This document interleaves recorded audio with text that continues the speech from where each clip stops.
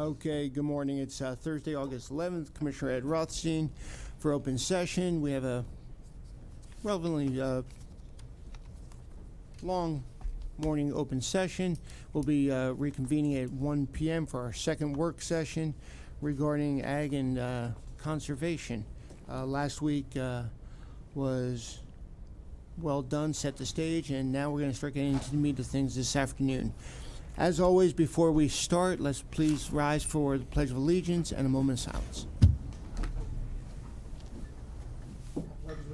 To the flag of the United States of America, and to the republic for which it stands, one nation, under God, indivisible, with liberty and justice for all.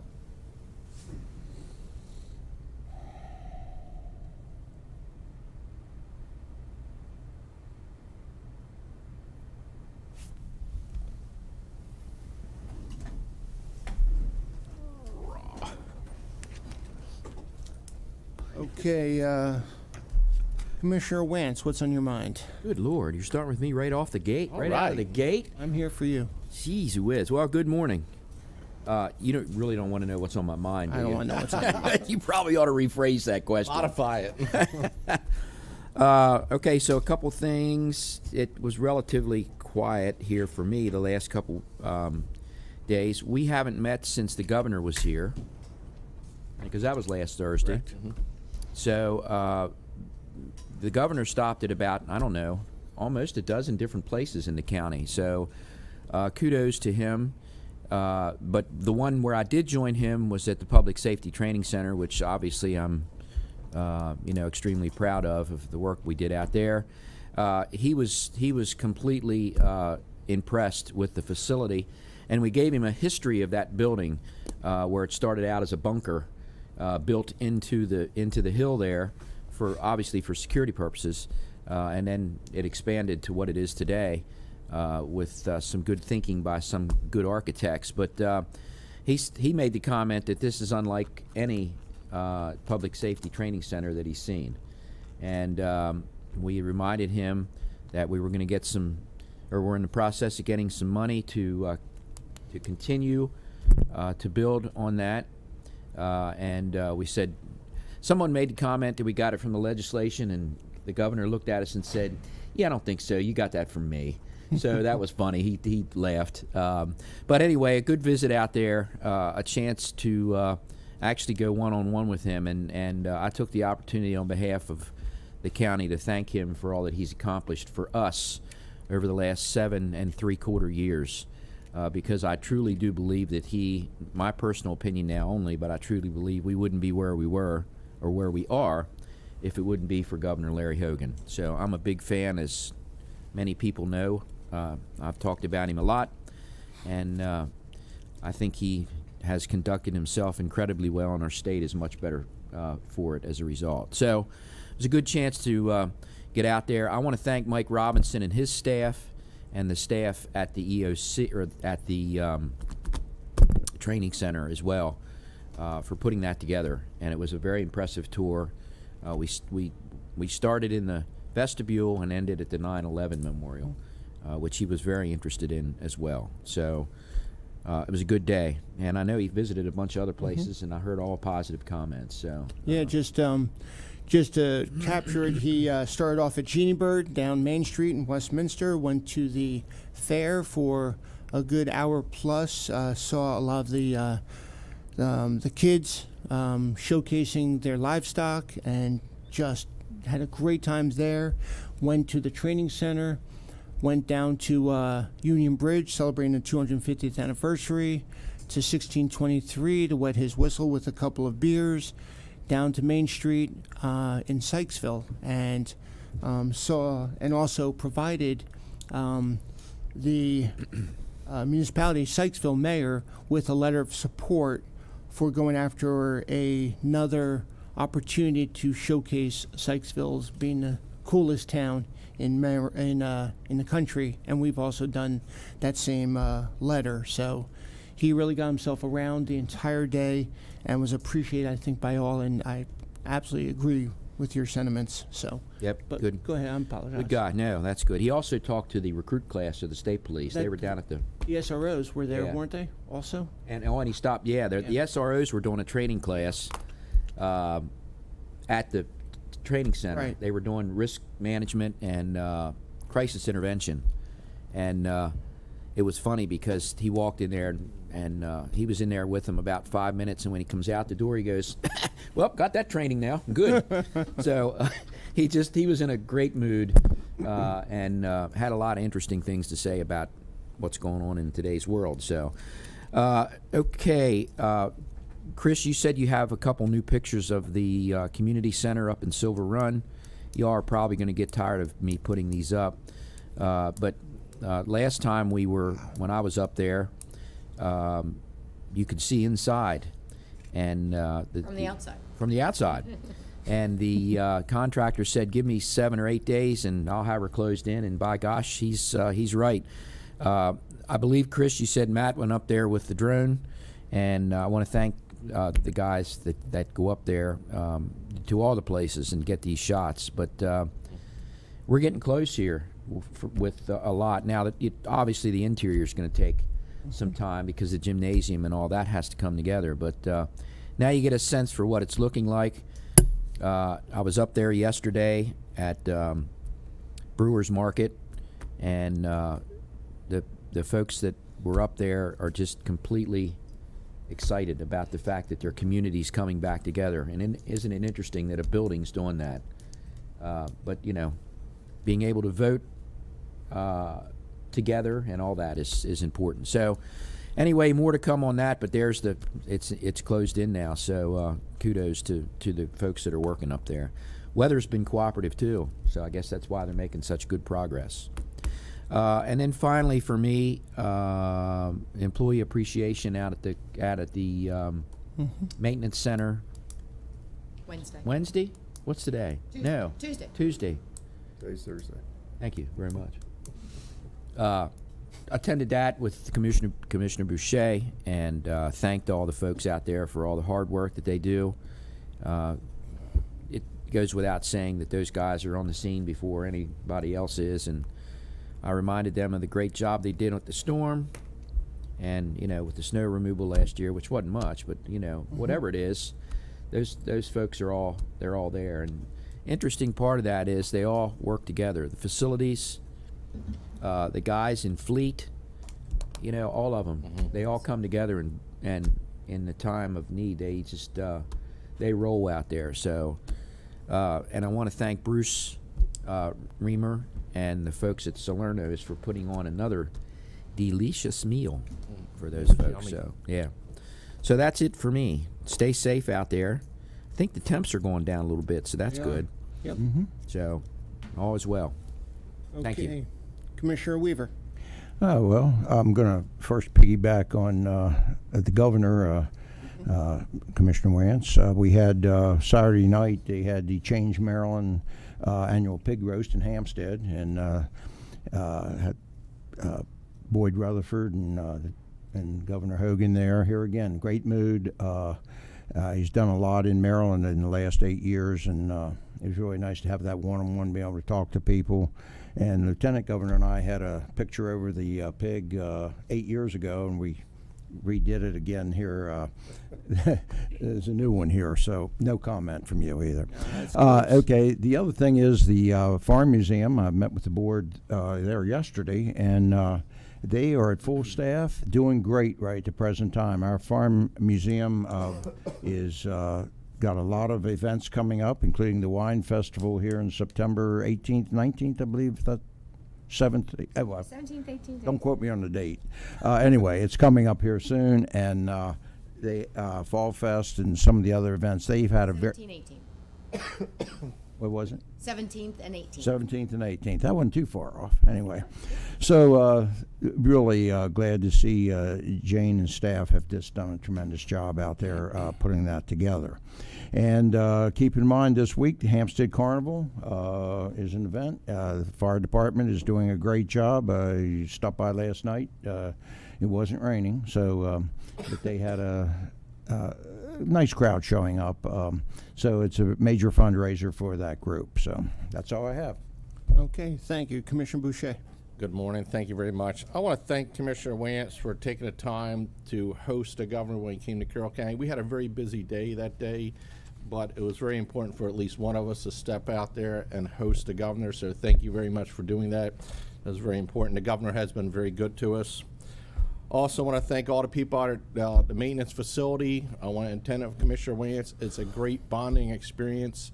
It's so important for us to express our appreciation to the people on the front line. We make it clear to them that we receive a lot of phone calls on issues with constituents, and we're not the ones that got there and cut the trees down that fall over the road or fix the potholes. It's the men and women on the front line of this county that service the constituents, and we're sincerely grateful. So thank you everyone out there for everything you do. This Tuesday coming is the next walk in the park. It'll be at 10 a.m. at Deer Park, off Deer Park Road. I guess that's technically Westminster. Is that your district? That's your district. I'll be out there. I don't know if any of my fellow colleagues will be out there at 10 in the morning. Hopefully it won't be Here. unbearably hot. I don't think we'll be here. Oh, that's right. I'm going to leave later. I'm going to make it on Tuesday. So if anyone wants to come out there, go for a walk. It's good for your health, and you can bend my ear and chat with me for a while. I look forward to seeing you. This has been a wonderful program with Walk in the Park. So thank you very much. Okay, Commissioner Frazier. Well, Talk. I have to say, if you can hear me, I missed all the events that have been going on the last week or so because I had close contact with someone that had COVID. I became symptomatic. I tested positive for COVID. Now, I'm past the stage where I would, I think I'll give it to everyone else, but I'm still in the stage where you have to wear a mask. I just want to put it out there. COVID is still around. It still affects you. I've been vaccinated and boosted. I still caught COVID. Now, my symptoms were mild. I slept a lot, which I didn't mind. I had a headache and a sore throat, and that was all. I got a chance to read another book because I couldn't do anything else. And that's about all I could do. But COVID is still out there. It still affects you. It took me away from all this stuff that happened this past week because in order to get out there, I'd probably be contaminating other people. So I didn't want to do that. And I also mentioned that an acquaintance of mine, I won't go more than that, got caught COVID about a month ago, was unvaccinated, I want to say much younger than myself, and passed away. So COVID's still out there. COVID is still lethal. I feel unfortunate that I caught it again, but fortunate that I was vaccinated and boosted because why it put me out of circulation for a week or a week and a half, whatever it's been. I'm okay so far. No, I'm okay.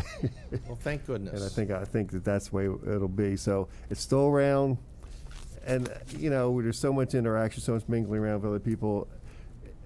I don't know how to avoid it. I've done everything I could do, and I'm staying away from Wance, but no, I've done everything I can do, and it's still got it. So just have to do the best you can. That's all I can say. But just be mindful that it's still here, and that's it for me. Okay. A few quick things. One, I attended the Ag Board meeting on Tuesday evening, and I'll tell you, there's so much value in attending and participating in the board, just like Commissioner Weaver shared about the Farm Bureau and all the other boards and commissions, to really understand the priorities that these communities and sub-communities within the county have. The Ag Board is made up of a lot of folks from, the 4-H, the young farmers, the old farmers, the Farm Bureau. It's just a lot of different groupings, and just very enjoyable. The fair was last week, did extremely well, raised almost $100,000 in the cake auction and almost $1 million. It was like $978,000 in the livestock auction. So those are some big numbers that were put out there. The Mako Maryland Association of Counties Conference, Summer Conference, is coming up next week. We will not be having open session as we will be down there in Ocean City for the conference. It is a Wednesday, Thursday, Friday, Saturday morning conference. The best opportunity, besides the different sessions, is having the ability to meet with the administration. We have meetings set up with Secretary of Transportation, as we always do, with Secretary of Commerce, with Secretary of the Maryland VA, and others that'll just be sidebar conversations. But it's just a great opportunity to discuss lessons learned, best practices, and opportunities in moving forward for Carroll County. So I do believe it's money well spent and resources well spent, which means time and people being down there next week. The last thing I want to share, it's a bit personal but also very important for our community, and has to do with our VA services. If we know of veterans in Carroll County that are not signed up as veterans through the VA services, then we should encourage them to be signed up for the VA. And the reason I'm saying this is a bit personal is it was time for me to get a physical, and it's been a couple of years. So I go to the, LifeBridge, who I use, and they said, oh, you can't get an appointment till September. And I'm like, well, that kind of stinks. I call up the VA, and 2 days later, I'm being seen. So it's nice to have options. And we deserve to have options as veterans. But you're not going to have those options unless you're part of the system. So, excuse me, so become part of the system, then you have those options. And it was the physical was done. Did you pass? Absolutely, a month to 45 days sooner than it would have been done, and the blood work and everything else. So, again, I encourage all our veterans. It's for them and their families. So, okay. Let's move into. We have 988 Suicide and Crisis Lifeline. Would you like to come up, Celine, and who you bring with you? And talk to us about the new 3-digit phone number. So good morning, Commissioners. I am joined today with Amy Baker. Good morning. She is the Program Director for Special Populations with the Local Behavioral Health Authority with Carroll County Health Department. And then we also have a special guest, Samira Abdul Fattah. She is our GBRICS Community Engagement Coordinator with the Behavioral Health System of Baltimore. And we are here to really highlight this morning the new 988 dialing code that is available nationally for call or text or chat for those experiencing a mental health crisis or suicide-related crisis. And also for people that are helping a loved one that's also in crisis. So this morning I want to turn it over first to Amy to talk a little bit about the 988 call line. Thanks, Celine. Good morning again, Commissioners. Thank you for giving me this time this morning. I also am masked as a representative of the Health Department. We are still masking, as Commissioner Frazier noted. We are still in high risk. So we want to make sure that we're being safe and representing the community that way. 988 has been in the works for several years. Congress recently passed this legislation so that we are able to convert the lengthy 1-800 number, which people cannot remember, to a 3-digit like 911 number where people can use in a behavioral health emergency. The idea is for people to get used to dialing 988, getting linked from a national hotline to the locals, and then linked to local services like our own mobile crisis team or our own hotline, local hotline, and then getting further linked to resources in our community. Basically, they use the cell phone 3-digit area code to be able to link to where in the country that the person's calling from. And so that hopefully they're linking to the county of origin. So if it's a 443 or 410 or 667, it's going to get a Maryland link. And then from there, they will get to the local level. If I'm in New York and have a 443 number, I'm going to get linked to Maryland. So just so you're aware of that. But from there, they can reroute accordingly. So the whole idea also is to reduce the number of 911 behavioral health related calls. That 911 receives a very high amount of behavioral health calls, people in crisis, people who don't know what to do. Sometimes they're real legitimate because they are life-threatening, and sometimes they can and should be handled by a behavioral health, credentialed behavioral health professional. We, in tandem with 988 rollout, which is national, are working on the local level. We are one of 4 counties that is working with the Greater Baltimore Partnership, which is GBRICS. I'm going to let Samira talk a little bit about GBRICS and what our Carroll counties, the benefit of this 4-county regional crisis services conglomerate or partnership is. So I'm going to turn it over to Samira. Thank you. Thanks, Amy. And thank you for inviting us here today. I, too, am post-COVID, no longer contagious, but can speak to what Commissioner Frazier talked about, and Amy. I was vaccinated, boosted, and I had a mild case, but I still have a cough and I still have body aches. So, but I attribute that to age. So, I feel you on that one. So I want to dovetail on what Amy and Celine have talked about. I'm here to talk about GBRICS. It stands for the Greater Baltimore Regional Integrated Crisis Partnership. And as Amy mentioned, it is we're a part of a 4-jurisdiction effort, including Carroll County, Howard County, Baltimore County, and Baltimore City. And we are building and strengthening on the existing crisis response system here in those 4 jurisdictions. And Amy was right when 988 rolled out. That for us kind of catapulted us into this whole regional number. So people, we are encouraging them to call 988. That is part of the GBRICS initiative, and we ask them for their patience and understanding because this is the first really component of GBRICS. More services are to come. And those more services include the following. GBRICS is a 5-year, $45 million initiative.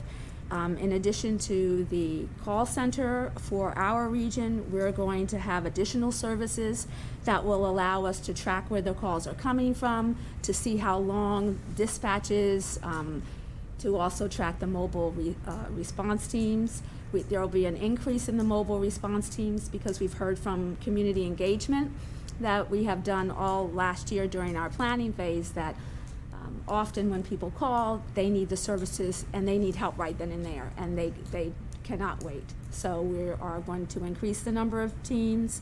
And then also we are going to have open access. So when you do call and you need to be seen immediately, we are trying to work with providers that are community-based so that you can have a same-day, next-day, or virtual appointment. And also we are expanding our community engagement. We have started the ambassador program. We have about 34 ambassadors serving in those 4 jurisdictions, and I'm pleased to say that Commissioner Frazier is serving here in Carroll County. Wherever we are. And what our ambassadors are doing is that they are spreading the word about 988.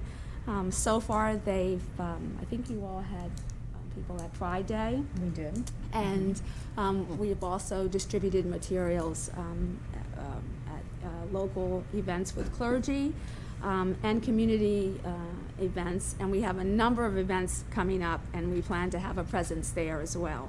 And we are really appreciative of our ambassadors for helping us to spread the word, because we know from market research that a lot of people don't know about 988 and they don't know about the services that are available. So Commissioner Frazier and this first cohort are part of our pilot, and they will be serving until October, and then they have the option to re-up and do another term. So we've heard already early feedback, and we are just really grateful and appreciative that they are here serving and really leading off this initiative for GBRICS. Thank you, Samira. Just so you know, we do have the, I brought some materials. Commissioner Frazier, they were dropped off to here earlier this week. I'm hoping you got them for you. I did not get those You cards. did not, okay, so we'll have to investigate where they Okay. went. So we have the Spanish version and the English version. So we want to make sure that they get out far and wide. We have put them out at all the national night outs, at 4-H, at Pride, as Samira referenced. Every time our staff go out, they're taking them out with them. We have the lovely chip clips, so we like people. 988's much easier. got them. You got these. Got them. The card should have been in the same envelope. I didn't see them. I'll check, but I Okay. did not see them in there. All right, if not, we'll get you more, no worries. And I have more I can give you today. You were probably so excited about the chip clips. Probably. Oh, you I like took them all home and clipped I up can your- see how that could happen. I have a chip clip for all of you, so. But really, like, you know, the 1-800 number will stay in place, so there will be crossover. As well as the 211 press one that we have here in Maryland will stay in place as well. 988 will dovetail into, so somebody will answer the national level, we'll call the 211 number, and it'll get routed locally. So we are really excited about 988, and like we said, it's not a hard number to remember in a crisis. The 1-800 number is. So we are really excited about this, and again, taking some of this off of law enforcement's plate. They get lots and lots of these calls, and where they're needed, obviously, we want them to be, but if we can handle it on a phone call, I think the number is about 90% of these calls will get resolved on the phone. That's true. And another 10% require in-person intervention. So this will push that out as well. Well, if I may, I'm very grateful for what you're doing. Suicide has touched my family in the past, and it's something that not a lot of people talk about. And when it happens, you withdraw, and that just makes it worse. And I'm very grateful that you are proactive on this, and you've probably seen the spike and the indications that are going on, and you're trying to get in front of it, and I'm very grateful. Isn't there the suicide prevention awareness walk coming up soon? Is Yeah, there- I wanted to mention that. Okay, That good. is next month on September 10th, I believe, in Crimgold Park, where it normally is. I can walk to it. And yay, so we hope we're there. Commissioner Frazier, I know you usually attend. And the night before, there's going to be a luminary event. Good. So we will get that out as well in memory of. Thank you very much. Thank you, Commissioner Boucher. Any other I, comments, please? the only thing I want to say, 988 is nationwide now. If you have any feelings of self-harm, call the number. You'll get connected to someone locally that can help you out, someone that is trained to help you. And also, if you're thinking of harming someone else, call the number. Reach out. Don't feel, oh, I don't think I should call. Call. That's what it's there for. And a professional will be talking to you that can help you. Don't like Commissioner Boucher, don't isolate. Don't sit back and say, well, I just pull back into myself. That's not the right answer. Yes. Reach out for help. Call this number. It's so much easier to remember. And the National Suicide Hotline is still open if you can remember the 10-digit number. But if you can't, 988 is always there. Thank you. Yeah. Okay, anything else? Oh, very well said. I really appreciate you bringing this to our attention and coming forward, so thanks. Thank you. You. Thank you, ladies. Okay, let's get right into our agenda. Yeah, you get to stay. I was gonna say, I think we're moving on. Provide services for mental wellness. Where we at?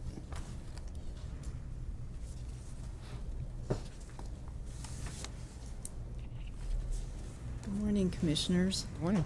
We are here to request your approval to award a contract to the National Council for Mental Well-Being to provide training and consultation to be trauma-informed and resilience-oriented.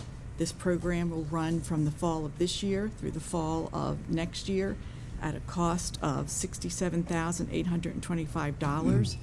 The LMB will be piggybacking a contract from the city of San Jose, California, that was competitively bid. This money is within the adopted FY23 budget, and no additional funds should be necessary. And I'm going to turn it over to Gabby and Celine for any questions you may have.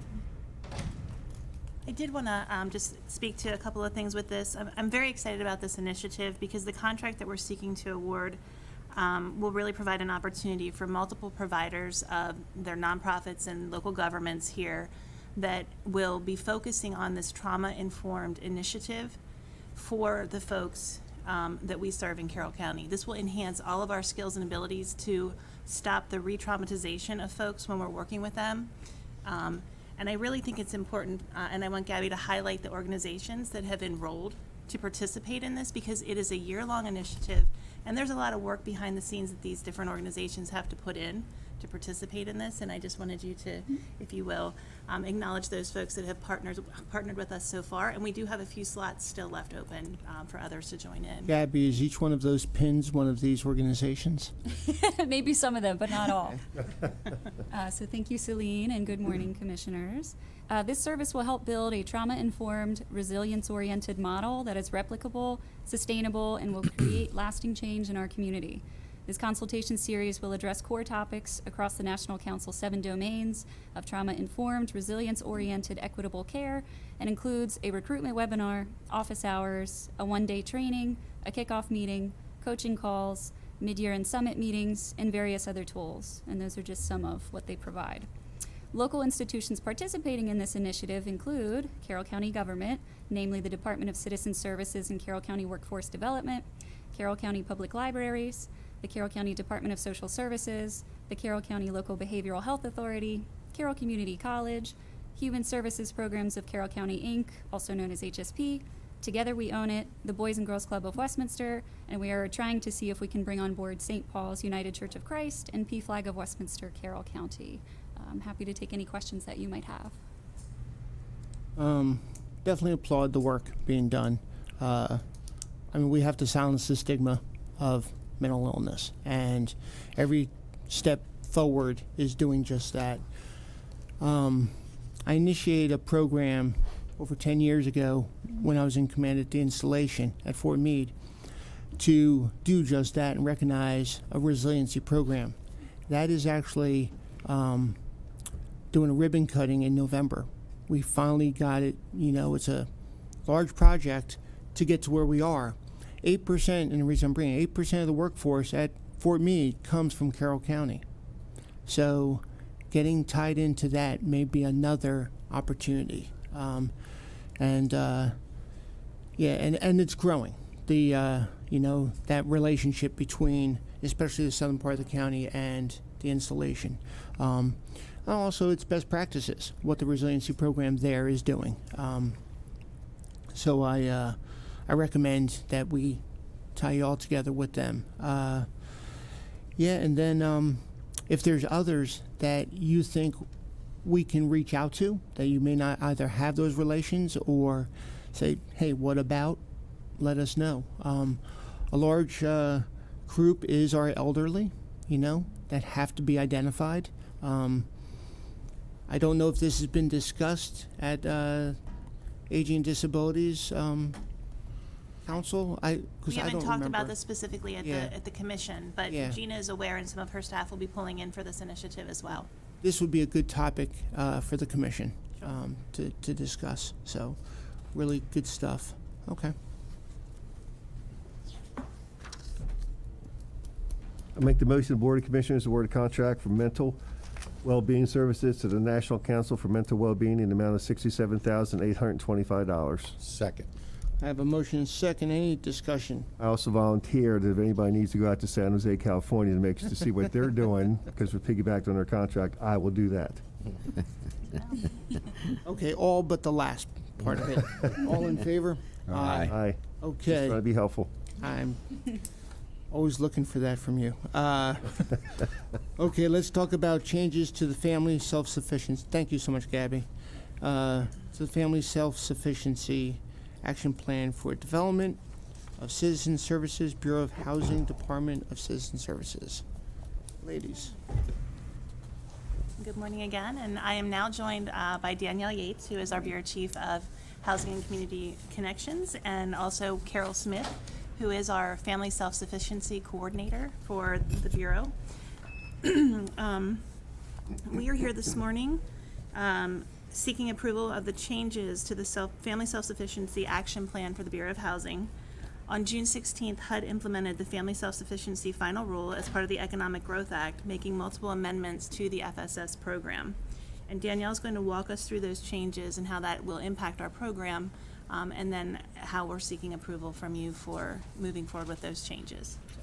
So good morning, Commissioners. As Celine noted, we're here today seeking approval to submit the required action plan changes that HUD has implemented to ensure that Family Self-Sufficiency Program meets the new requirements that are disclosed in the Family Self-Sufficiency Final Rule.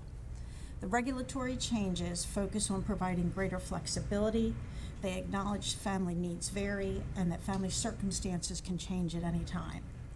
Our proposed changes align with the methodology for trauma-informed care and an approach that is person-centered and individualized to each family's needs.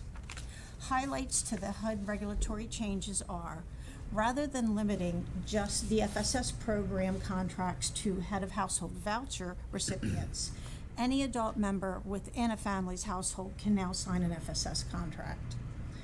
Escrow accounts that were previously forfeited and returned to the HUD funds for rental assistance can now be used for FSS participants that are in good standing. These funds will address obstacles such as self-sufficiency for certificate program fees and training fees. The additional change that we see here as well is just more flexibility has been given to our Public Housing Authority to extend contracts beyond the 5 years to help enable families to become self-sufficient, and of course, actually successfully graduate from the program as well. One of the stipulations to the final rule is that our program cannot sign on any new participants until the revised action plan is actually approved through HUD. With your approval today, we will forward the revised action plan to HUD for that final review and approval, so we can begin once again taking in new participants for the FSS program. Are there any other additional questions that we can answer for you in regards to the changes that we have presented here today? What do you think the timeline is once it's submitted to feedback and approval from HUD? So they're all going to the same location. HUD is estimating about 45 days to approve, but they've never actually done it this way before. All of the action plans for every PHA's program in the county have to go to DC HUD, whereas previously action plans were approved by the field office. Right. So this is kind of an unknown. They are guessing 45 days. So you can dog ear it and kind of make it, get So to the top. what we can do is we can earmark it as critical, which we intend to do with approval today, hoping that it will shorten that length of time. In the meantime, we do have a listing of participants that we intend to sign on immediately once we get that final approval. This action plan's not competing against other jurisdictions. This is, it's a standalone, right? Correct. Correct. Okay. Okay.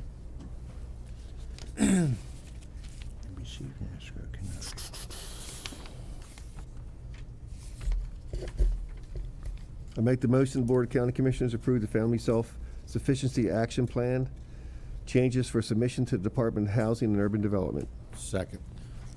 Okay. I got a motion and a second. Any comments on this? Well done.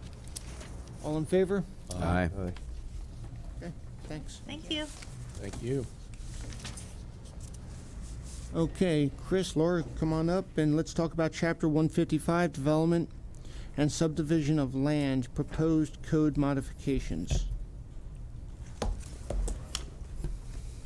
Good morning. Good morning, Commissioners. Good morning. So we're here today to talk with you about Chapter 155, which is the development and subdivision of land for Carroll County. So this is the chapter that guides developers through the process and provides the requirements if they're interested in subdividing parcels or in performing site development. This is the chapter that essentially Laura and her Bureau of Development Review follow and to assist developers in that process. So over the past 2 years, Laura and her staff have been documenting the various items that they felt required some clarification to the codes and some outdated manuals and so on. And that all culminated with going before what we call the Development Information Session, which is a citizen group of engineers and surveyors that we presented the proposed changes to them to get informal feedback to incorporate if there was anything that they wanted to, that input that they wanted to provide. Then on June 9th, because county code requires that any changes to Chapter 155 have to be referred by you all to the Planning Commission, we were here before you, as you may remember, and presented a high-level overview of the changes that we were recommending. You approved us to go to Planning Commission, and we went through a series of meetings with them where we outlined the changes. I don't believe they had any real comments or recommendations for changes. And they did on June 29th basically provide a recommendation to refer the code changes back to you all with a favorable recommendation. So what we're here to do today is give you another just brief overview of what we're looking to change, and Laura will take you through that. And then we're looking for your guidance as to whether you want to either go through a work session or so to get into the weeds of the details of this, or if you're comfortable enough with what we've presented that we go to public hearing. So with that, I'll turn it over to Laura to take you through some of the changes that we're proposing. Thank you. So I'm sure you'll remember because we were just here on June 9th, but we're going to, again, just go really high level as to what the objectives were to just refresh your memory. And then I'm going to discuss some of the key items that were modified. So objectives, as we reviewed before, we do have a development review manual. It is referenced in the code, and we're looking to absorb that into the code and the website, whatever is pertinent information in that manual that doesn't already exist online, which most of the information is already on the website.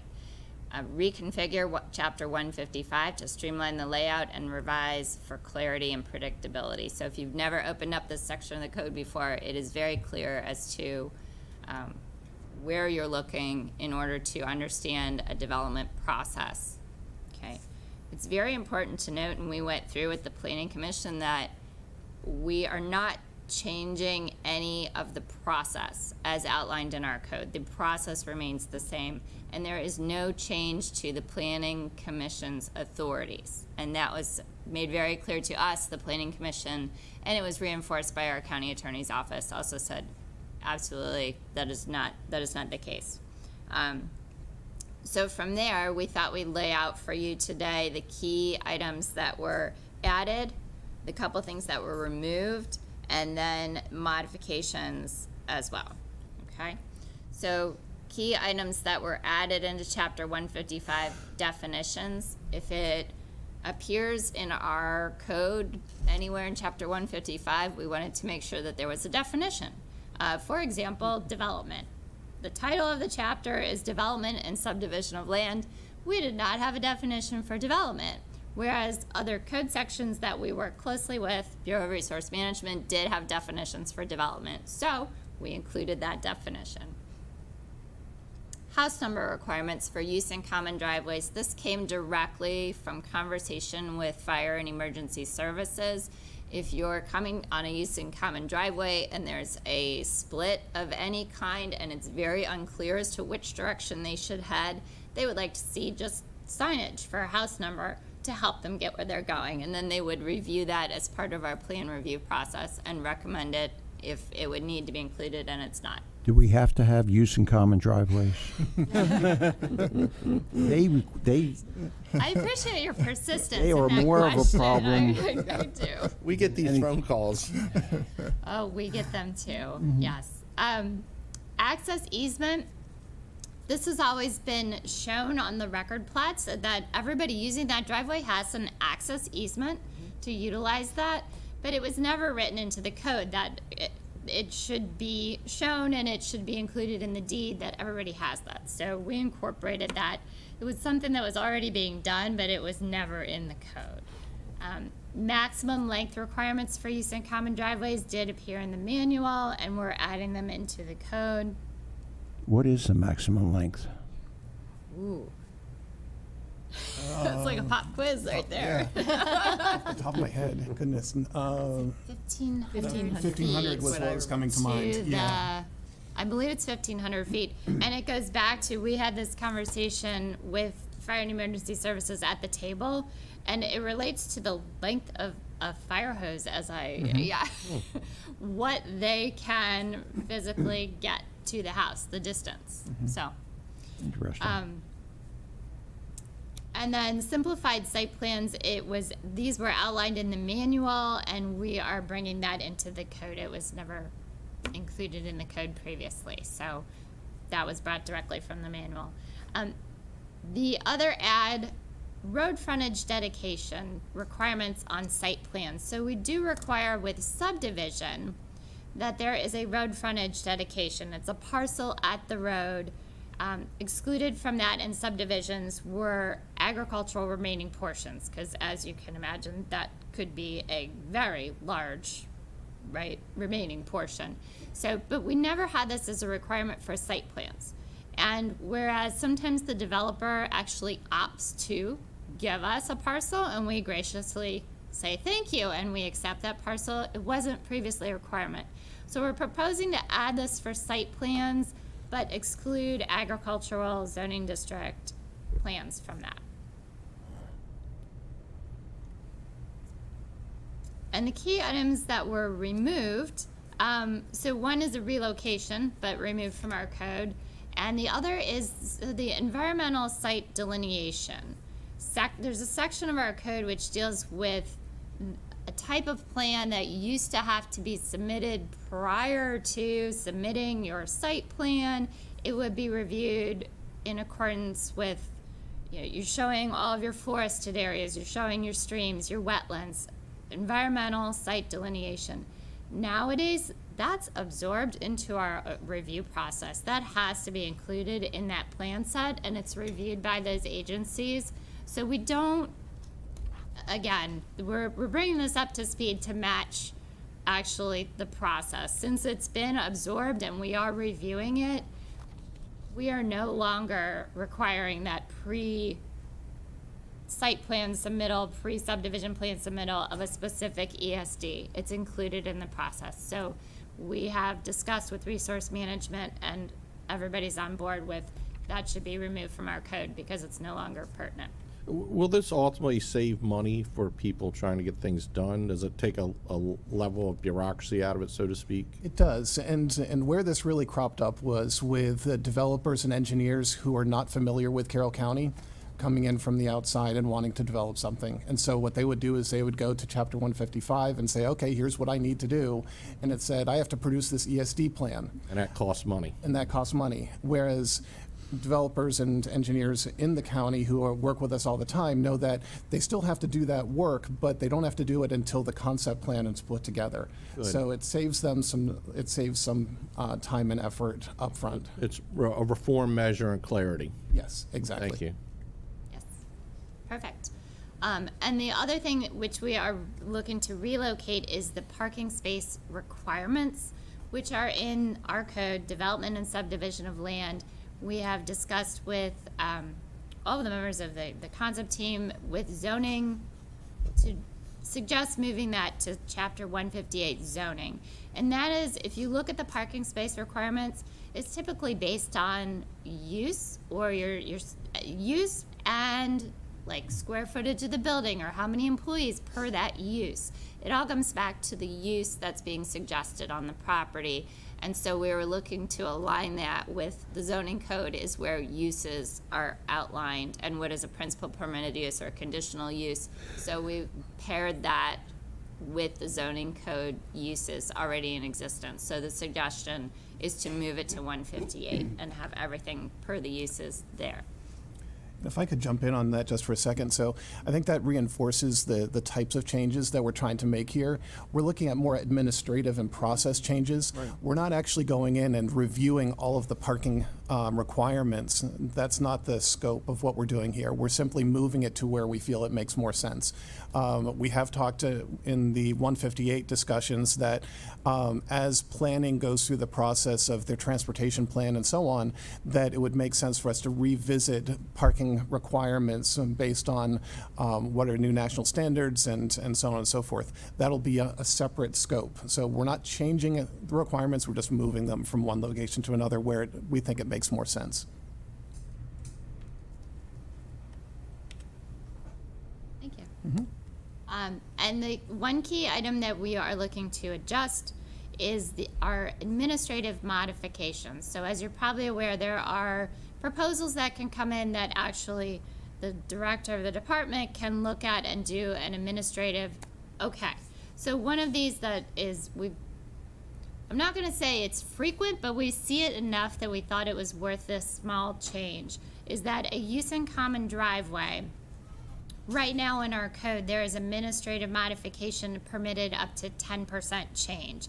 Well, if you do the math, very frequently we'll have an existing drive, which is 10 feet wide, and the code requires, if it's a use in common, if they're proposing to add more users, making it a use in common, the code would say you need a 12-foot wide driveway, okay? So if they come into us and say, we'd like to keep it at 10 foot, and here's why. Right now, the Planning Commission is hearing that request. We are proposing to increase up to 20%, which accommodates that. So anybody coming in with that modification, I have 10, I want to stick with 10, I don't want to go to 12, then the director of the department will be able to look at that and assess that in coordination with anybody else who may need to weigh in, the emergency services, et cetera, and they would be able to approve that versus it going to the full Planning Commission. Does that make sense? So 20%, you would increase it to what? That would permit the modification from the required 12-foot wide down to a very commonly 10-foot wide existing. I want to keep the 10-foot wide. So I can't go for that. No way.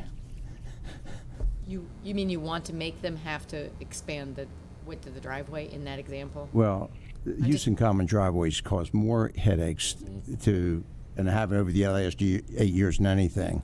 And if they have them, they need to be wide enough to accommodate all parties. And the code modification is just to give the director the ability to review that.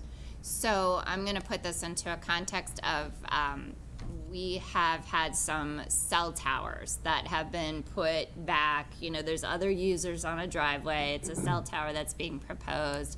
And now there's this requirement to upgrade to a 12-foot wide. And they very commonly will come in and say, it's 10-foot wide right now. So it would be assessed per the use, the situation, who else is on that driveway, and what other agencies would recommend as well. We don't make that decision within a box, but it would give the director the ability versus the full commission having to weigh in on that. Mr. Burke, will these measures reduce the rock throwing of common driveways? We hope. No guarantees. All right. So it doesn't change the requirement of a 12-foot wide use in common driveway. It changes the request process.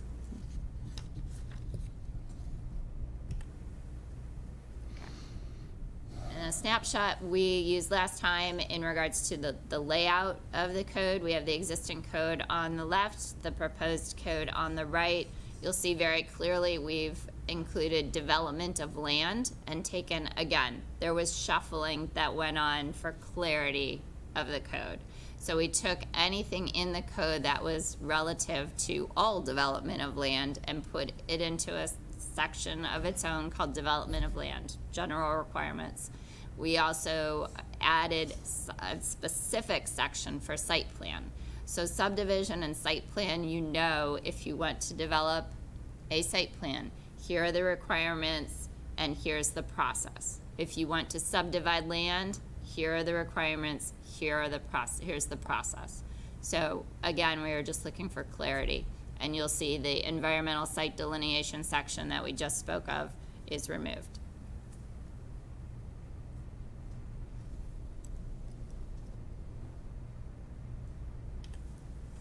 Okay, so our next steps, we are here today. We are open to any discussion you'd like or direction per workshops, et cetera, however you would want to have further discussion on our code. And we are here with a request to proceed to public hearing if you see fit.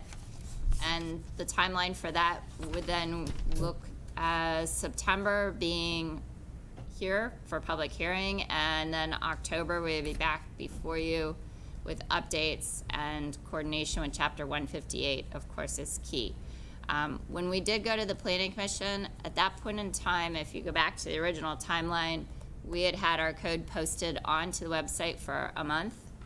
We did receive one citizen email comments, and we discussed it at that Planning Commission meeting. And as you have with your briefing paper, the Planning Commission heard our responses to that and clarification, and they did write a letter with favorable recommendation to come before you. So they were comfortable with all the changes that we were proposing moving forward to the Board of County Commissioners.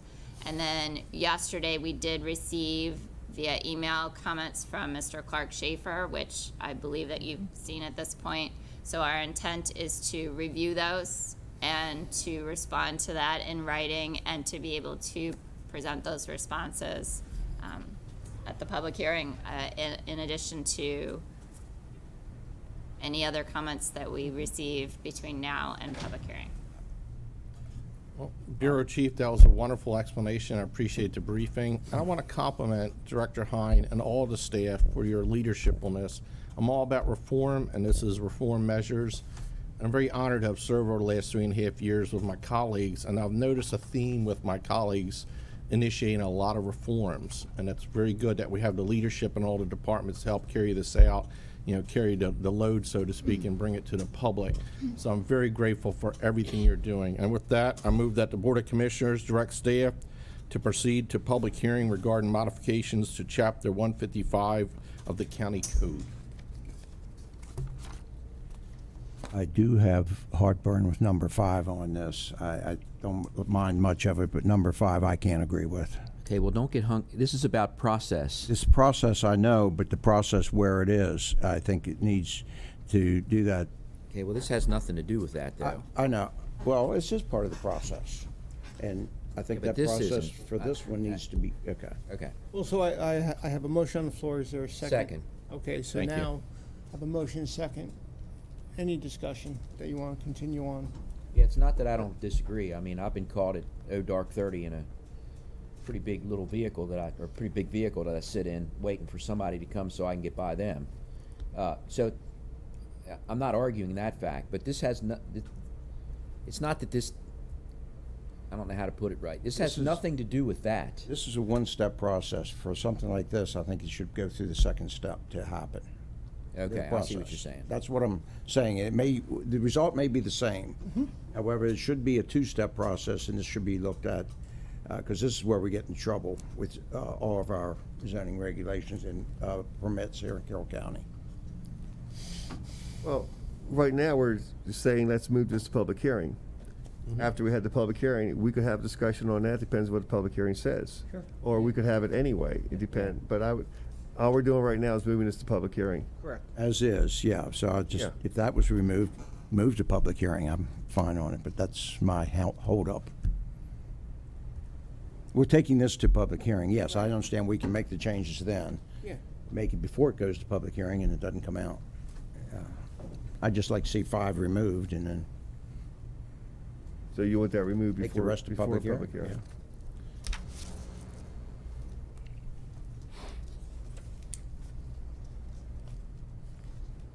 So specifically 5. That's it. The rest of it's good, and I appreciate what you've done on most of this.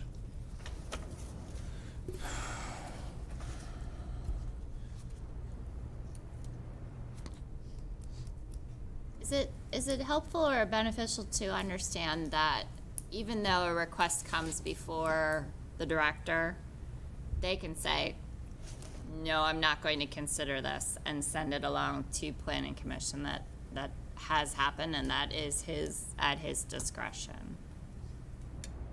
I don't know if that helps in understanding that process. We were looking to, with that, give that the opportunity to be conducted administratively. And then if the director said, no, I'm not going to do that, it would go to planning commission. Why not just leave it at planning commission? We certainly Like could it do is We that. now. certainly could do that. It's, Because I mean, that's what we've dealt with, or at least when I've been on it, I'm sure you have too. That's where it's decided, as opposed to putting it into your hands. it could stay with them. So our intent, so as far as the process, so if you approve to go to public hearing, we would have the public hearing like we've had on other codes recently.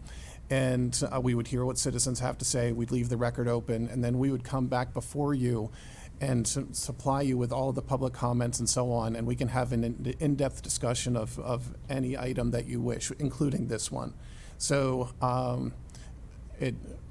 I appreciate the concern, and we are certainly open to leaving the code as is. I would recommend that the discussion and decision be saved for after the public hearing, just for simplicity's sake and process sake. Okay, any other discussion on this? Yeah, we can certainly revet it. That's, you know. Okay, Yeah. call for a vote. All in favor? Aye. Against? Opposed, just number 5, but Okay. you understand where I stand on it. It was a public hearing. Thank you Okay. very much. Thank you. Absolutely. 4-1. Human Resource, establishing the calendar year 2023 health and dental insurance employee contribution rates. Thanks, Laura. Good morning. Morning, ladies. I brought the whole benefits team because you all have not met everyone that handles the benefits for employees. And I wanted to introduce you. You know Robin. She's our HR manager. We have Lisa Huber. She's our HR benefits coordinator. And Clara Payne that we stole back from Celine as our HR benefits specialist. I will turn it over to Robin. Good morning, Commissioners. It is that time of year where we come before you to present the employee contribution rates for health and dental for the next calendar year. As a reminder, Carroll County government is self-insured, which means we're responsible for the claims, the administrative costs, as well as establishing the rates for the employee-employer contribution. I'm going to go back a couple years. In 2019, we came before you to set the rates for 2020 with a very slight increase. And when I say slight, it was less than $1 per tier, okay?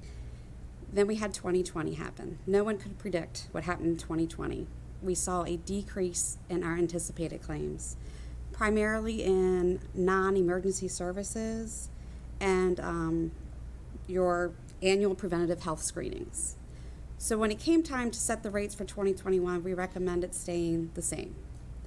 And then during 2021, we saw a slight rebound, but we also went through the bid process and were able to do some savings in the administrative costs, so we again recommended no changes. And that still gave us another year to see where we were going to rebound back up to. So now we're back to 2023, setting the rates for 2023. Our administrative fee is remaining the same, our third-party administrator fee is remaining the same, but our stop-loss coverage policy, which is currently set at $450,000 per individual, that rate is going up 9.5%, or about $80,000 a year. So after analyzing the claims data, the trends that we're experiencing pre and post-pandemic, the increase in the stop-loss coverage, in order to remain at the 8% employee contribution for the Choice Plan and 11% for the Choice Plus, we're recommending the following increase. This is obviously a per pay. So from an annual perspective, if you were just an employee on Choice, it'd be approximately $115 per year. total. So I know that seems kind of shocking, but it is what it is, what we're experiencing. And I wanted to go through the dental because this is kind of where we're seeing the good side.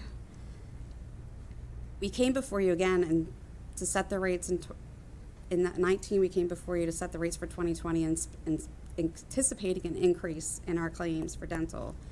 We did not experience that. We have not been experiencing that. We also, through the renewal process last year, made a slight change where if you're going to go out of network, you're going to pay more to continue to go out of network.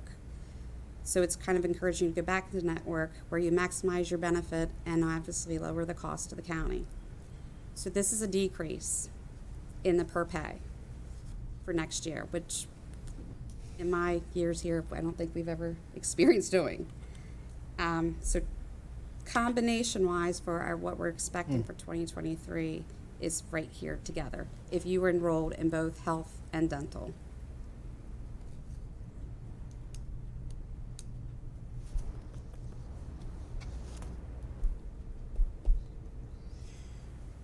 I'm actually surprised it's not more than that. Yeah. Because everything is, and I've seen surrounding jurisdictions with a little larger increases than this. So I applaud you for hitting the right calculator buttons. So, I mean, Well, it's also to the employees. I mean, they continue to go in network. exactly, I mean, right. So, I don't think it's that shocking, really. okay, good. Thanks for putting in. At least I don't. That's my personal opinion. I mean, it's, I think you're right. yeah, just the way it is. Yes. You want to say that again? I was talking to Wentz. I just wanted to hear that. Just let it go. Let Note it it. Okay. Okay. Want to make the motion? Move the Board of Commissioners approve the employee contribution rates for health and dental insurance as recommended by Human Resources. Second. Motion second. Any discussion? All in favor? Aye. Good job. Yeah. Okay. Thank you And very much. just for our next steps, just to wrap up, we will be having open enrollment, which will begin October 11th through November 15th. So we'll be working to get the packets out. And then we're planning to have a health fair day, which is different. We're trying to do something fun to get more people to come and to engage with the vendors. That's going to be set at the Shipley Arena. So that way we're kind of planning in case anything would happen again with the C word.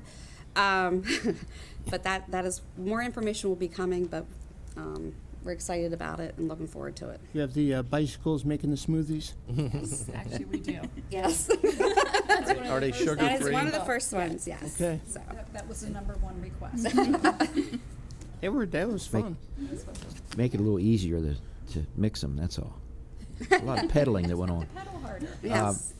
So for those employees that aren't active any longer, how do you get the word out to the retirees? We email packets. We send out Mail the packets. mail the to packets. retirees. We give them phone numbers to call to if they have questions. I mean, we do an active Okay, good. communication. It's not like my father retired from the state. He just got a postcard that said, here it is. Mm-hmm. And that's it. We have that personal contact with their retirees. That's good. Yeah. And I asked that for two reasons. The first one, though, is because being insured by another jurisdiction for all those years, I went through 8 years of being retired, and that's what you got. And you're like, okay, well, what does this mean? Mm-hmm.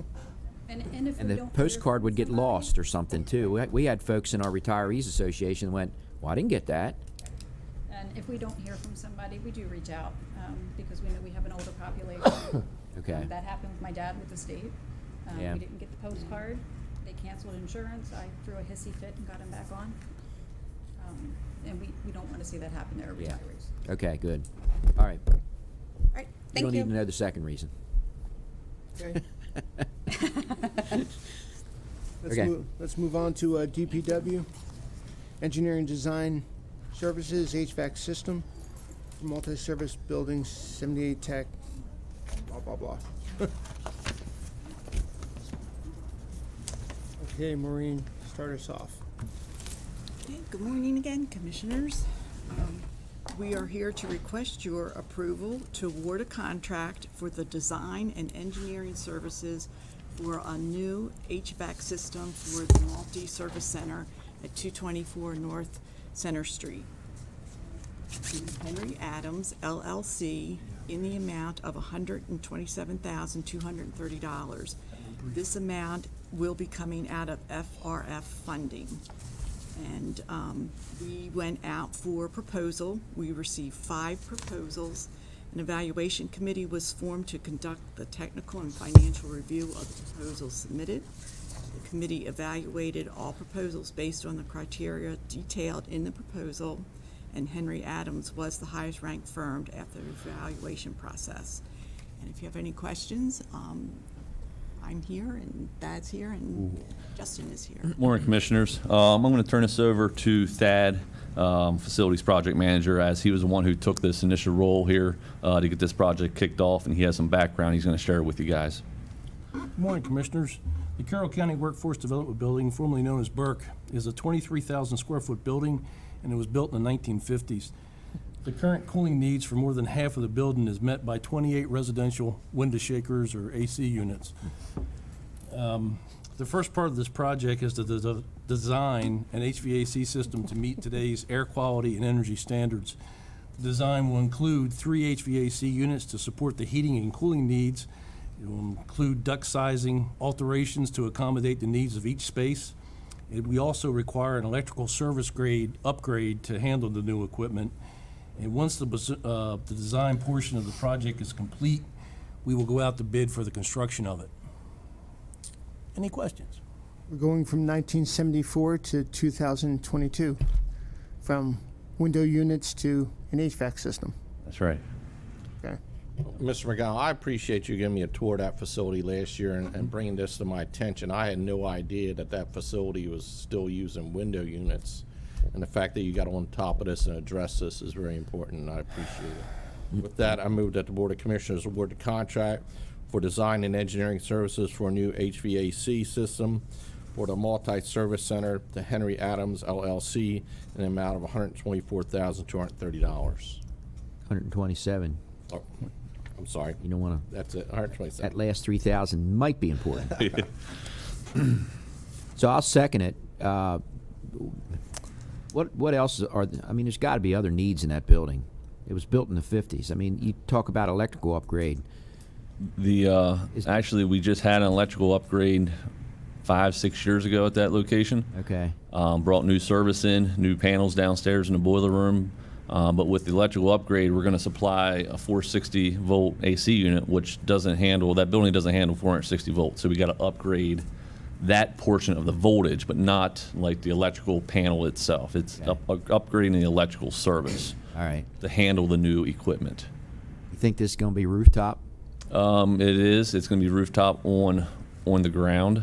We're going to set it on the ground out there, not on the roof itself. Oh, okay. Once we get on the roof, then we're really looking at structural engineer to make sure that building can even handle it. That was the next question. That's why I was going there. Right. So we met with the architects when we did our walkthrough, and we have a layout of where the units would go, how we're going to do some screening to make it look like it should be there. Okay. Yeah.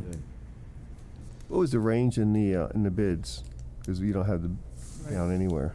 I do have the numbers if you want me to share the actual numbers.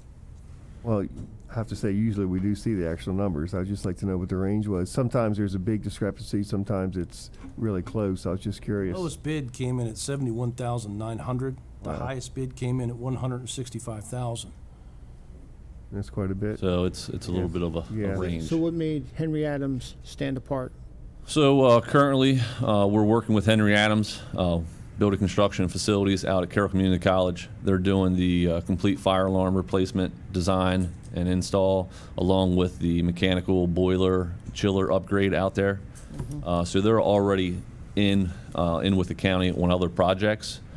They bid on this project, and we went through the evaluation, and that was rated pretty high because they do have familiarization with the county and how we work. There's a scale system, so to That is speak. correct. Yes. The low was 71,000? Yes, sir. You have to understand that when we evaluate these contracts when they came in, we could not evaluate the last piece of the puzzle, which was the price. We simply evaluated them on their skill and different criteria without knowing which each contractor bid. Once we submitted all of our evaluations on the contractors, we then got to see the price, which did have a point system associated with it. But most of the time, that point system, it wasn't so great that it would offset their actual skill sets for the project. It's still a $50,000 difference. Well, I have a motion. I have a second. Any other discussion on this? All in favor? Aye. Okay. Is this coming out of CARES money or federal money? Yep. That's all it was, okay. Yes. Not that that's the $50,000 difference still a bit, but it's coming out of that money makes it a little easier to accept. And also, further addressing FRF funding, Carroll County Ag Center parking lot paving. Yes, we are here to request your approval to award a contract for the parking lot paving and stormwater management at the Agricultural Center located at 700 Agricultural Center here in Westminster to MT Laney Company in the amount of $737,760. And the Office of Procurement advertised for bids, and we've received 3 responses. And this project will be using FRF funding. And again, Thad and Justin can answer your questions about the project. Yeah. I'll have to abstain from this. Okay.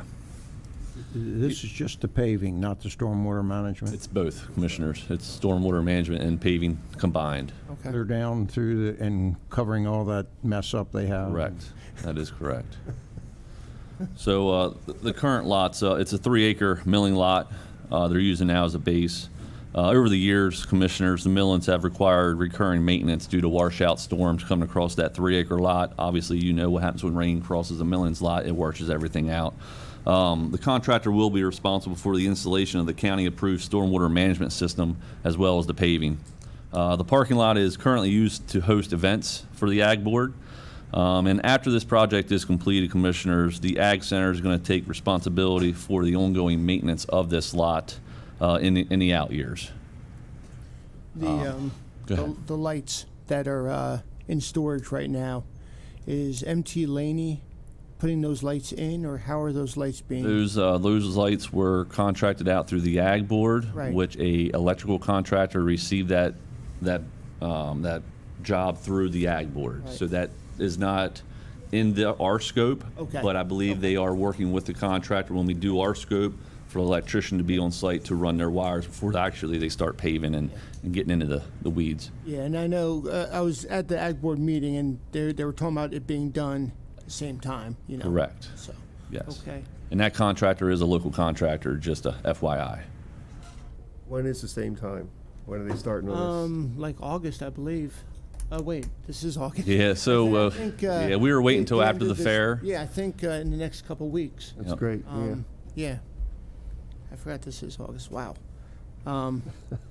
Will the Board of Commissioners award the contract for the Carroll County Agricultural Center parking lot paving and stormwater management to MT Laney Company Incorporated in the amount of $737,760. Second. I have a motion, I have a second. Any other discussion on this? All in favor? Aye. Okay, 4, 1 abstention. Hurry Thank up, you get so it done. much. Thank you, All the Commissioner. motorcycles will be very happy. Yeah, I think it's the end of August they're gonna start. No. Good stuff. Okay, let's talk about purchasing an a 2022 Ford Escape.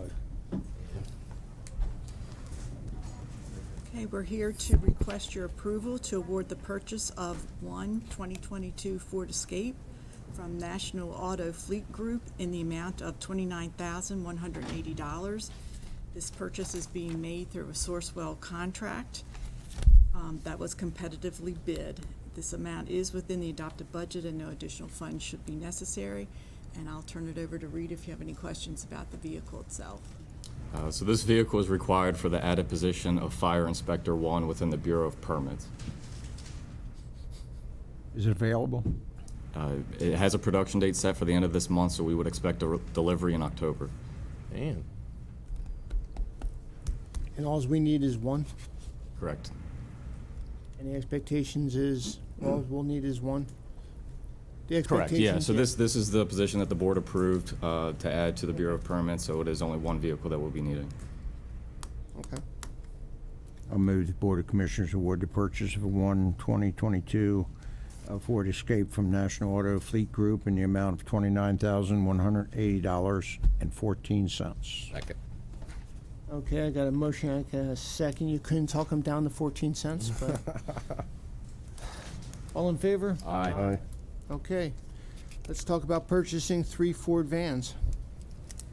Okay, we request your approval to award the purchase of 3 2023 Ford Transit 250 high roof vans from Apple Ford in the amount of $168,936.95.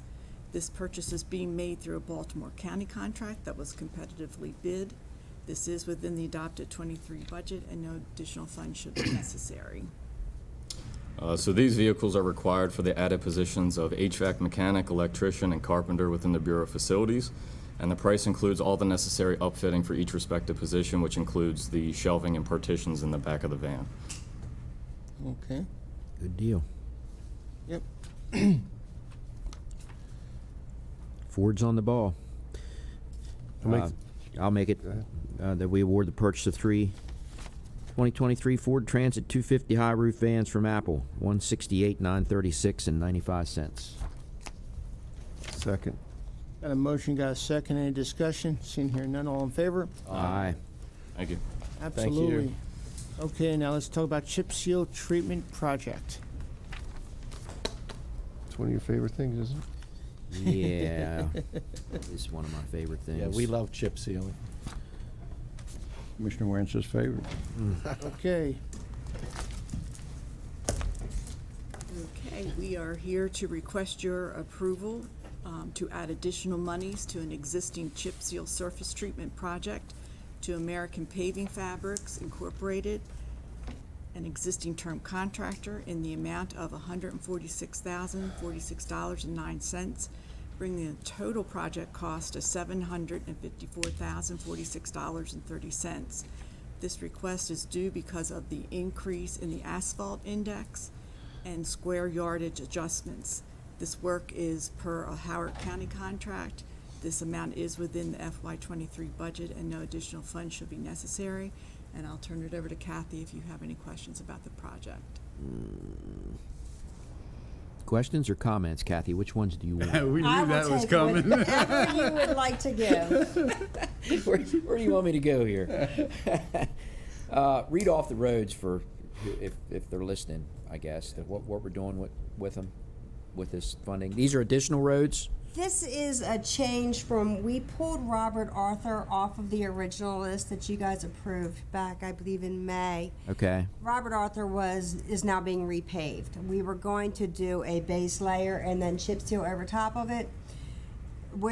Staffing issues, we don't have that project complete yet. In addition to, the contractor recommended letting that cure for at least a year before we would go over top of it. So we picked another road so we could keep the contractor mobilized. Huffman Mill was a good choice. It was originally on the 2021 schedule, and we didn't do it due to funds.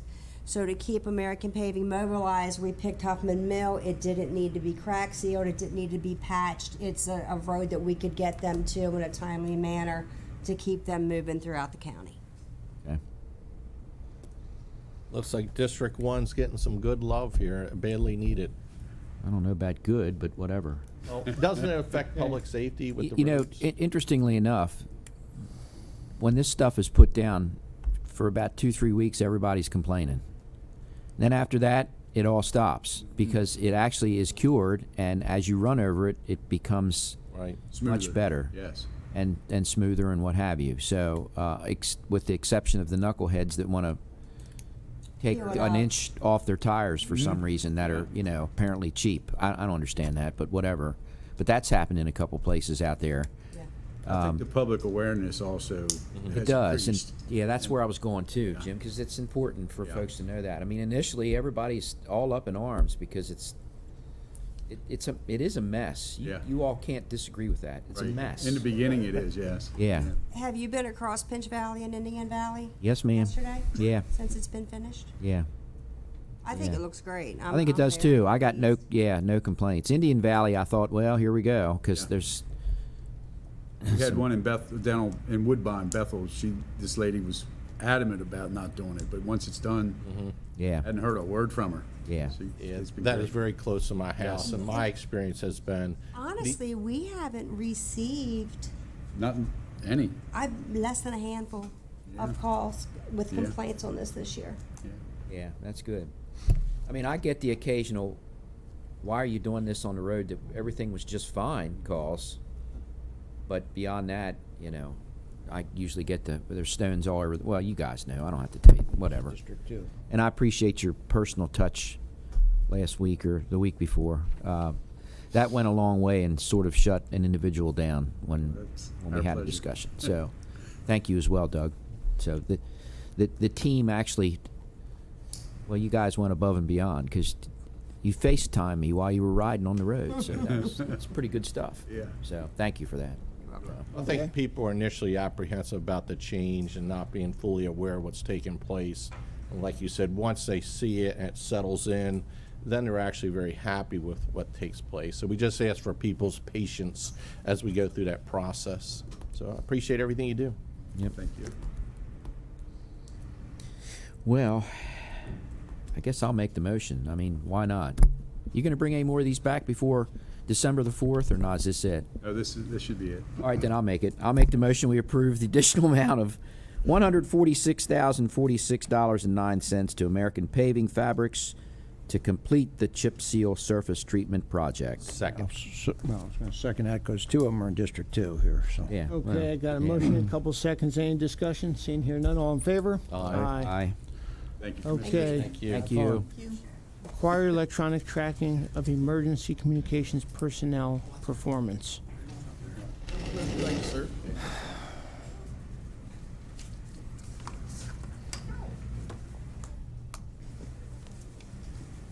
Morning.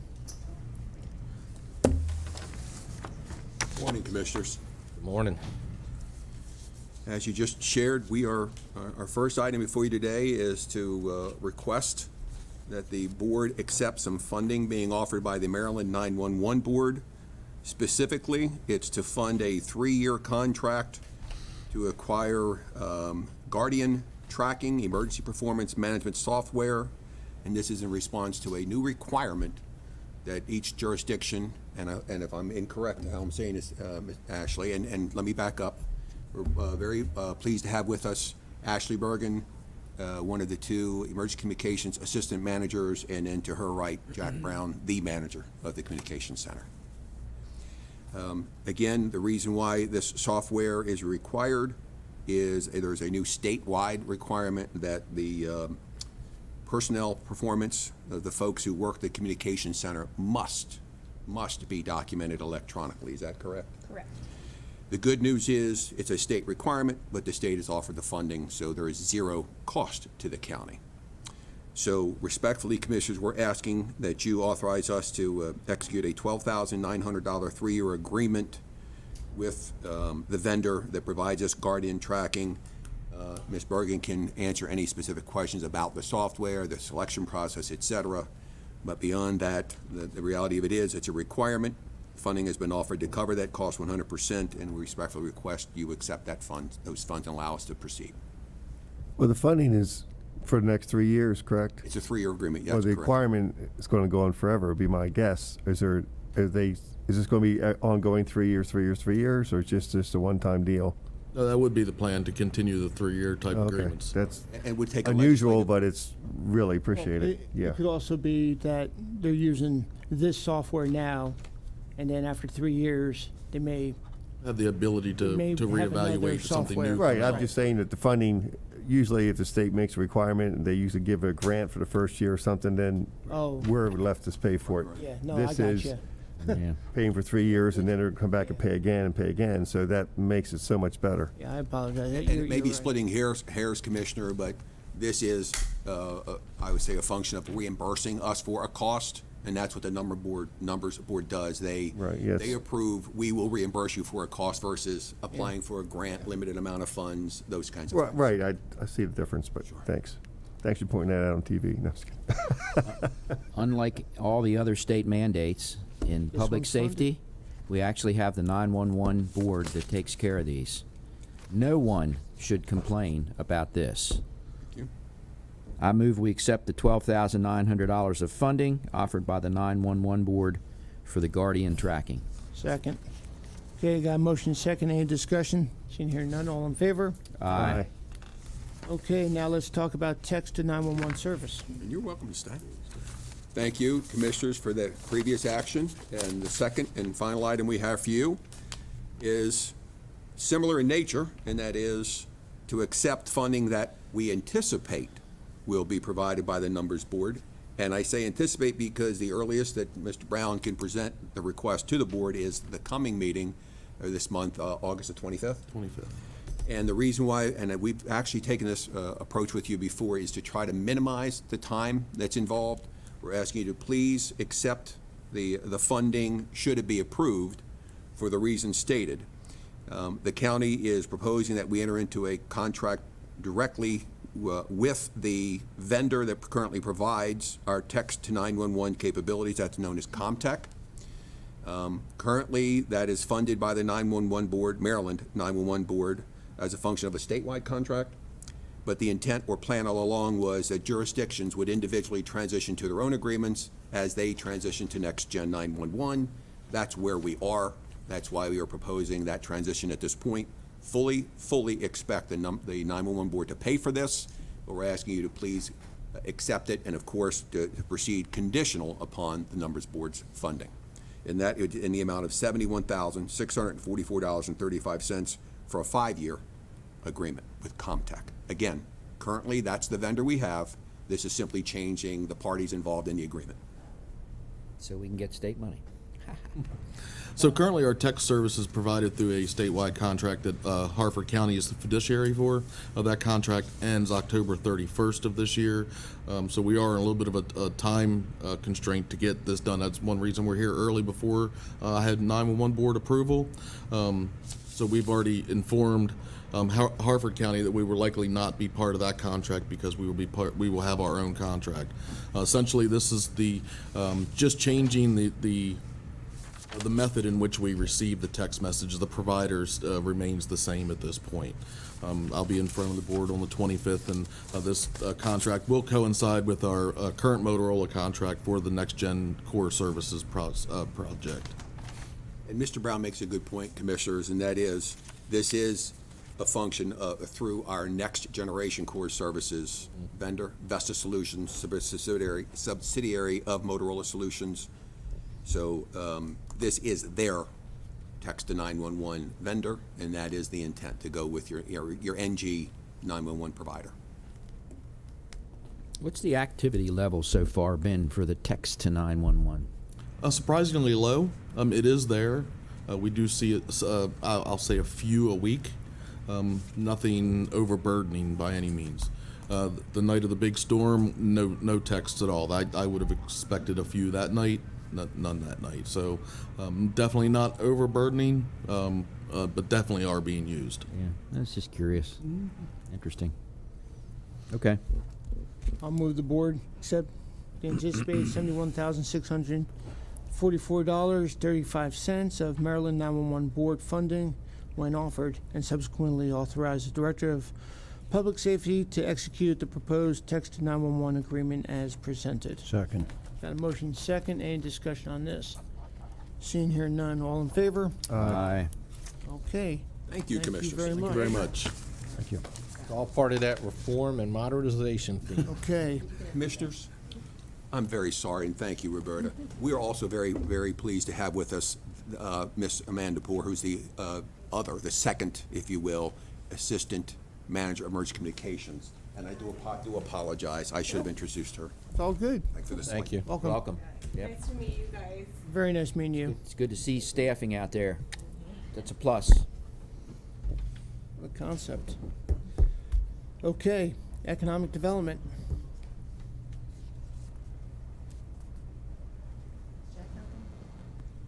Have you reached out to him? I will. I didn't know he wasn't there. Skip ahead. Okay, so let's move forward to Allen County. town-county agreements regarding Mount Airy. Yay. Up. Oh, that's okay. No, you're at the seat. So, That's the price he will pay. so town-county agreements, Mount Airy.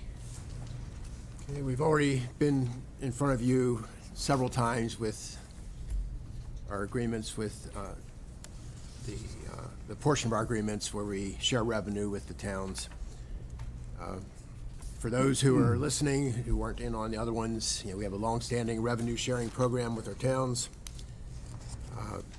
What you'll be doing today is approving the check we'll be sending. There are two numbers attached with each of these. One is the revenue sharing amount, and the other is a lower amount that is the net of that revenue and the cost to the towns for two water resource positions and their share of stormwater projects that we collaborate on. So Mount Airy, the revenue sharing amount is a little over $245,000. The net funding is just under $180,000. Pretty straightforward. I move that the Board of County Commissioners approve the FY23 town-county agreement with the town of Mount Airy. Second. Got a motion seconded, discussion on this. Seeing here none, all in favor? Aye. Aye. Okay, now let's talk about the approval following resolutions, year-end adjustments, and Thank you, Dan. okay. You're receiving this now because the way this works, Thank you. we are working on this until pretty much the last minute to get it all pulled together. I was gonna say it's warm still. So last week, I brought into you some year-end adjustments with a promise that we'd be back again today with the rest of them. Last week, you might remember I told you what we were doing was making the moves from centrally budgeted items to distribute them appropriately across all the budgets. Today, we are balancing out some budgets that didn't balance at the end of the year.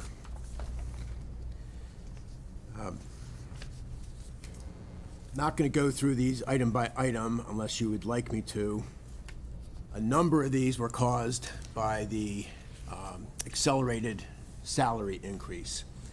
We didn't budget for it, of course, not knowing that we were going to do that. And in many budgets, there's not a whole lot of extra money, so something like that is enough to push them beyond what was budgeted. A couple places where we had employees who have left us and got a payout. Again, we don't budget those because we don't know when they're going to happen, and sometimes that will push them beyond what was in the budget. Yeah, so you have one page that is adjustments within the department. So a particular budget went over budget, but we were able to balance that with funds from another budget in that same department. The second page is adjustments where we had to go to the reserve for contingencies. There was no way to balance it within that department. And then the third page, I'll get to this in just a minute, is one capital project. Couple of the biggest items, all the way down the bottom, or near the bottom of the first page, LoSAP, $1.5 million. This is not about spending. This is about how we account for the money. What was spent was what was intended to be spent. And actually, I was speaking with the comptroller this morning. We're going to change how we deal with this, so this won't show up in the future, because the LoSAP money isn't actually attached to the Volunteer Emergency Service Association. This is money you're spending on behalf of the volunteers. So you won't see this again in the future. Well, 4 of you, sad to say, won't see it anyway. So there's that. And then the last item, Board of Education debt This was just an error. Something got coded to the wrong place, and we're fixing that now. So again, this is not about any unexpected spending, just about getting it right in our financial system. And on the second page, the big item, law enforcement, $1.1 million. Number of things happening here. There was the accelerated salary increase. There's how we deal with the school resource officers and money being spent and some money coming from the state and how we have to account for that. And a big part of this was overtime. And then the last page is one capital project. This has been a while. You might remember we made some scope changes to the Westminster Veterans Memorial Park and the Deer Park project.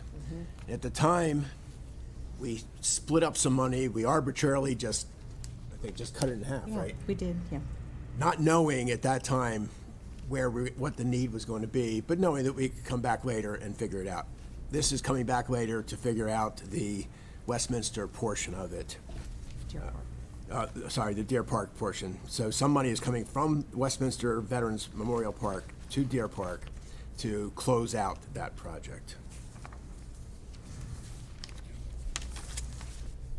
And that's what we've got here for you today. I apologize. Can you say that last one more time? The park situation. We had budgeted for the Westminster Veterans Memorial Park. Right. There were some scope changes to reduce the scope of that project. Okay. Then is this when we purchased the land? Yes, we had not planned. So we acquired another parcel of land adjacent to Deer Park, which had not been planned. Okay.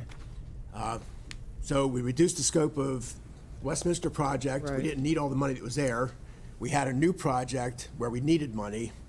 We didn't have details at that point on what was going to happen at Westminster Memorial Park. Right. So we just took half of the money and Right. put it over here. We knew that wasn't going to be right, but we didn't know at that point what to do. That was athletic fields? Yes. Yeah. So this is now getting the right amount of money to the Deer Park project so that we can close it out. Project is done. Which is that 99,000. Yes. Okay. So again, this is not money, we're not spending money that we hadn't planned to spend. We're Right. just getting it all lined up. Okay. Okay. All right, I make the motion we approve the year-end adjustments included in resolutions O 2214 and C 2214. Second. Okay, I got a motion, I got a second. Any discussion? Appreciate the descriptions. Seeing here none, all in favor? Aye. Okay, Thank you very much. okay. Now let's talk about committing funds to Carroll Community College for their CDL training. Heather, Jack, good morning. Morning, Commissioners. Morning. So Carroll Community College has committed to providing CDL training at their main campus, and they will utilize the south side of the parking lot for the behind-the-wheel training. The entrance to that parking lot it's shown that it requires curb modifications for the trucks to safely enter and exit the parking lot. So a little bit of background on this. As a result of the pandemic, there's been a shortage of truck drivers both within our state and nationally. So Carroll Community College has committed to moving their CDL driving course with their vendor, North American Trade School, to their main campus after contracting with Carroll County Workforce Development to make this in-demand training more accessible to our county citizens.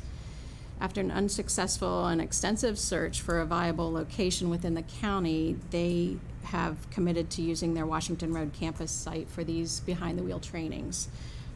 This request for the entry modification was brought before the county for consideration in cooperation with Economic Development and Carroll County Workforce Development. Yeah, Personally, I think it's a good use of money, you know? We have an infrastructure fund which you set up. This meets all the criteria. It is infrastructure. And also, part of it is job creation. So it meets both criteria because, companies, if you look at all the Help Wanted signs, a lot of them are the welding program, which is very successful with that. And the second is drivers.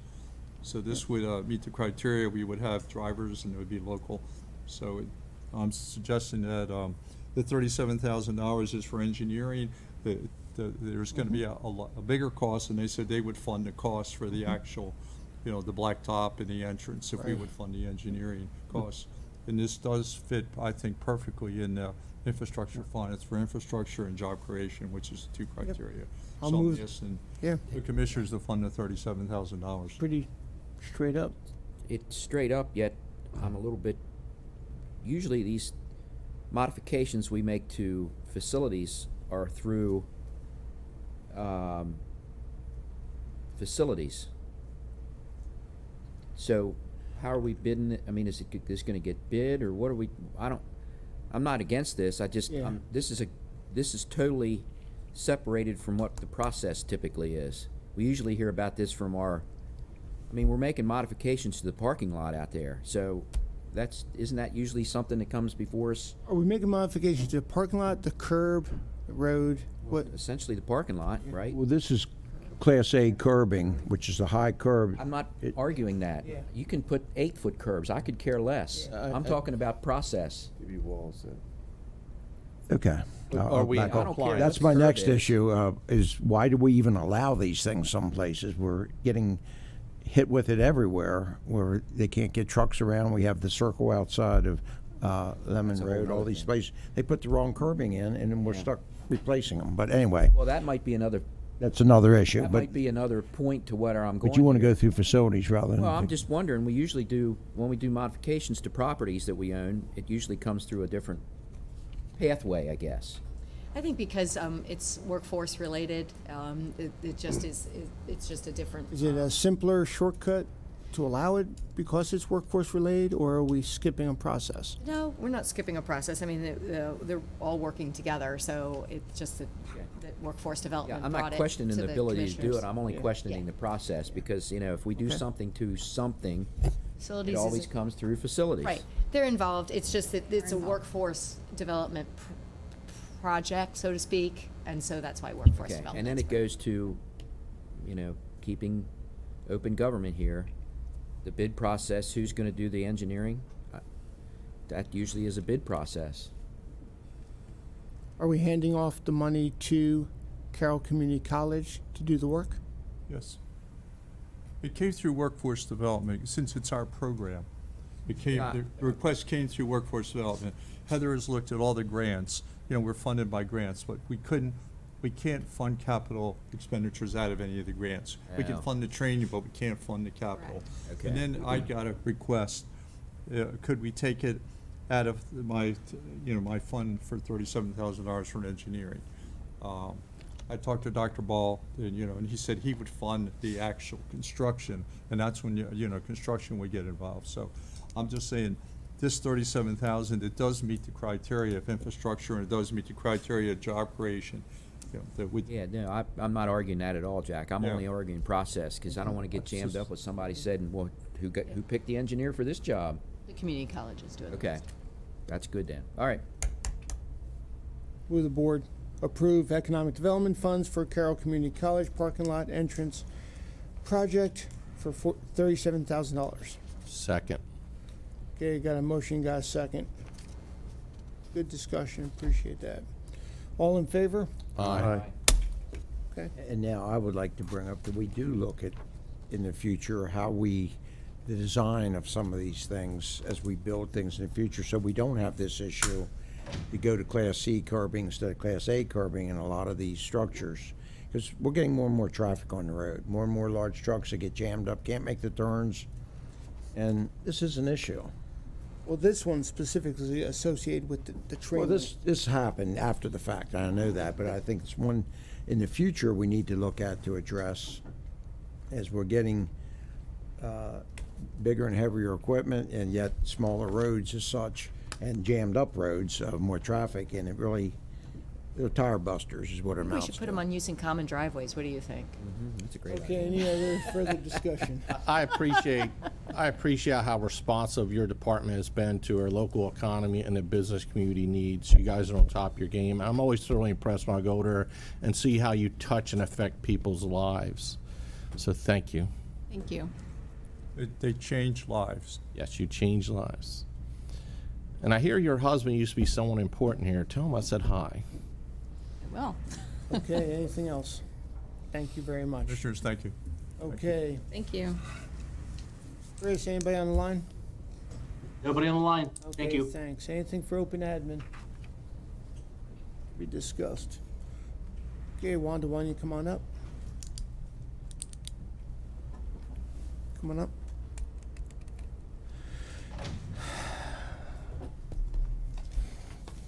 Monday, August 15th, we have nothing scheduled.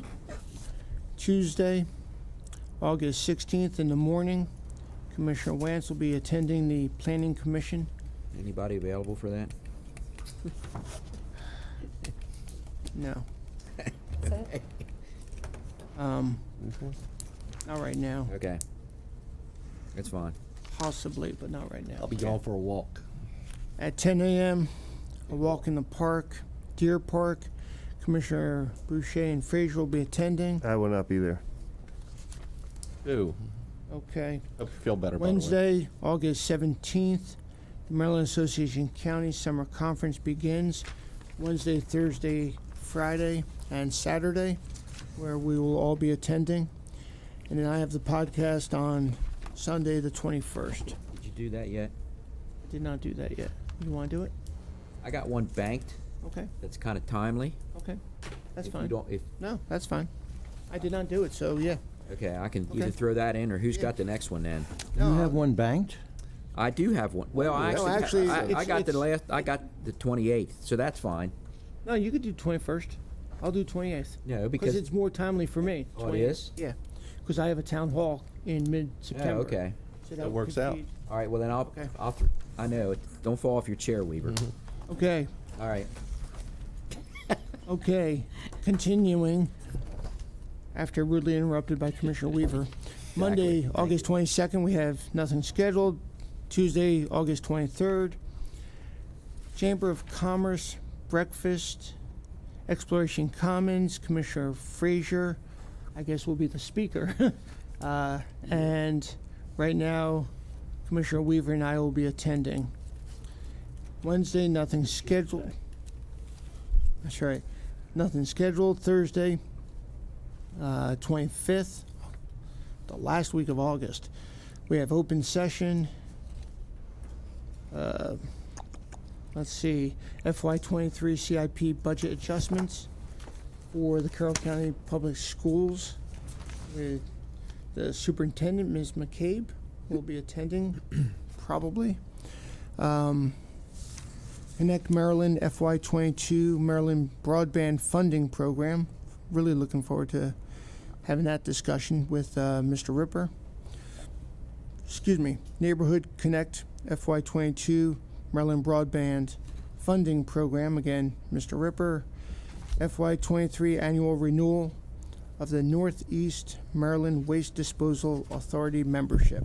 And Mr. Engel will be participating in that.